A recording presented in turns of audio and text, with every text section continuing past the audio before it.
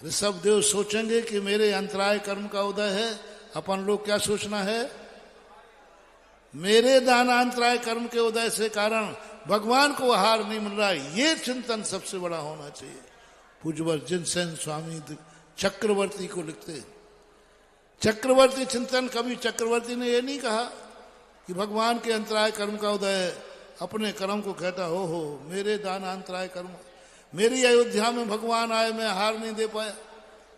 पूरे आर्यावर्त में 6 महीने 7 दिन लगभग हो गए, घूमते घूमते कोई पुण्यात्मा जीव नहीं था, कोई पुण्यात्मा जीव नहीं था, सब अंतराय कर्म बांधे हुए थे। क्या स्थिति बन जाती है। एक घर में थे, तुम्हारे घर से एक मुनिराज लौट जाए साधारण, दिन भर तुम्हारी क्या हालत होती है। और साक्षात तीर्थंकर नगर में आ रहे हैं और खाली हाथ लौट गए। क्या तकदीर हमारी हो, स्वामी दरवाजे से लौट गए। क्या तहलका मचता होता। प्रतिदिन एक दिन आज कभी बनारस, कभी पटना, कभी कोचीन, कभी कलकत्ता, कभी विशाखापट्टनम, कभी केरल, कभी वो तो आकाश मार्ग से जाते थे सब घूमने।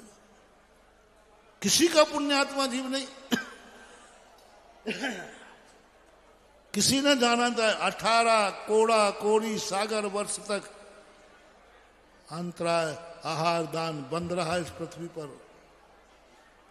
18 कोड़ा कोड़ी सागर क्या कहलाता है।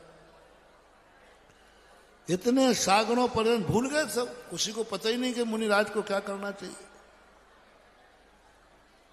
इसलिए कहा गया है कि मुनिराज होवे या नहीं होवे, बच्चों को पड़गान विधि सिखाते रहना चाहिए। जब भरत चक्रवर्ती को पता चला कि भगवान के अंतराय, वो तर्क दिया उसने कि भगवान के अंतराय कर्म का उदय था ही नहीं। उनका तो जब माना जाता जब हम विधि पूर्वक आहार देते हो फिर आ जाता, जब हम नवदा भक्ति पूर्वक दे ही नहीं रहे। अच्छा ये बताओ भैया, हम आहार को निकले और तुम एक भी चौका मत लगाना, कोई पड़गाना भी नहीं, और फिर मैं आहार लौटा हूं, बोले महाराज जी वो आहार हुआ ही नहीं। बोलो उसमें हमारे कर्म का उदय माने क्या। चौका लगा ही नहीं था ही नहीं। तो भरत चक्रवर्ती कहता भगवान का अंतराय कर्म का उदय था ही नहीं, क्योंकि हम जिस विधि से देना चाहिए वो विधि दे ही नहीं रहे, तो आहार क्या लेंगे। क्या चिंतन उस समय। भरतेश वैभवकार कवि रत्नाकर ने बहुत अंतो अध्यम्मी भरत चक्रवर्ती कहता मैं पापी हूं, मैं दुष्टी हूं, मैंने ऐसे कैसे कर्म किए कि मेरी बुद्धि काम नहीं की। तब नियम लेता है अब ऐसी गलती नहीं होने दूंगा। और भरत चक्रवर्ती जब तक मेरी जिंदगी रहेगी घर में, हम प्रतिदिन दरवाजे पर एक मुहूर्त के लिए खड़े होंगे। अक्षय तृतीया का दिन खड़े होंगे हम, और प्रतिदिन मंदिर से आकर दरवाजे पर लोटा लेकर कलश लेकर खड़ा रहता था, महाराज होवे या न होवे। क्यों? जिससे कहीं मैं यह विधि भूल न जाऊं, मेरे बच्चे न भूल जाएं, समाज न भूल जाए। इसलिए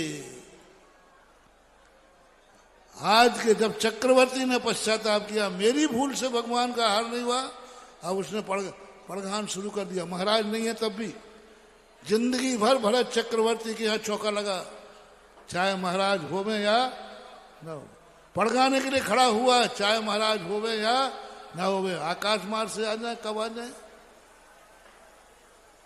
ऐसी स्थिति। राजा श्रीयांश का जो पुण्य है, प्रथम आहार देने का जो उनको मौका मिला, महानुभाव पंच कल्याणक में एक छोटी सी क्रिया है, एक दिन की, राजा श्रीयांश और सोम की, लेकिन बहुत महत्वपूर्ण क्रिया महानुभाव, बहुत महत्वपूर्ण क्रिया। भगवान आज फिर, भगवान 6 महीने के प्रतिमा योग धारण करने के बाद आज भगवान कैलाश पर्वत से नीचे उतर रहे हैं। अब किसी को नहीं मालूम कि क्यों उतर रहे हैं, क्यों आ रहे हैं। आप लोग अपने स्थान पर बैठे बैठे आइए साहब, आइए आइए, नमोस्तु नहीं कहिए, आइए साहब, राम राम, जय जिनेन्द्र, नमस्ते।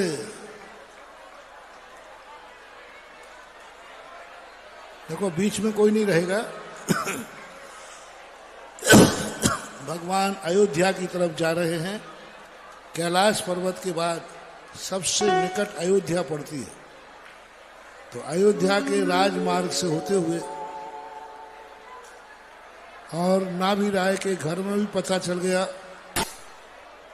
नाभि राय को पता चल गया कि अरे मेरा बेटा लौट के आया। मरु देवी नाभि राय महलों से बाहर निकल सड़क पे आ गए। भरत बाहुबली आ जाओ सामने। भरत बाहुबली नाभि राय मरु देवी पूरा परिवार ब्राह्मणी सुंदरी सब आ जाए, सब देखें तुम्हारे पिताजी, तुम्हारे नंदा सुनंदा सब आ जाए, सब आ गए। ओहो, नाभि राय कहते, मरु देवी कहती मैंने पहले ही कहा था कि कैलाश पर्वत मत जाओ, वहाँ ठंड पड़ती है, लेकिन मानता नहीं है। देखो लौट के आ गया। नाभि राय कहते मैंने भी बहुत समझाया था, लेकिन जिद्दी बहुत है। देखो अब लौट के आया। नंदा सुनंदा कहती हैं मैंने तो पहले ही कहा था कि मत जाओ। भरत बाहुबली कहते हमने कहा था पिताजी मुझे राज्य नहीं चाहिए। कोई बात नहीं पिताजी, घर की बात है, हम तो खेलने कूदने के दिन है, ये मुकुट पकड़ो, राज्य संभालो। भरत बाहुबली अपना मुकुट वापस करो भगवान को, तो भगवान संभालो, हम तो आपके बच्चे ही हैं, आप बेटे के हम बेटे। और अपना भरत बाहुबली राज्य वापस देने को तैयार हैं। हे भगवान लीजिए।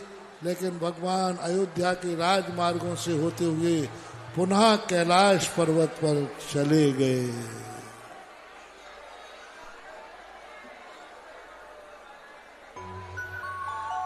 माता मरुदेवी नाभि राय भरत बाहुबली किम कर्तव्य मूढ़ हो गए कि यदि आए थे तो महलों में क्यों नहीं आए, और नहीं आना था तो फिर आए क्यों यहाँ पर?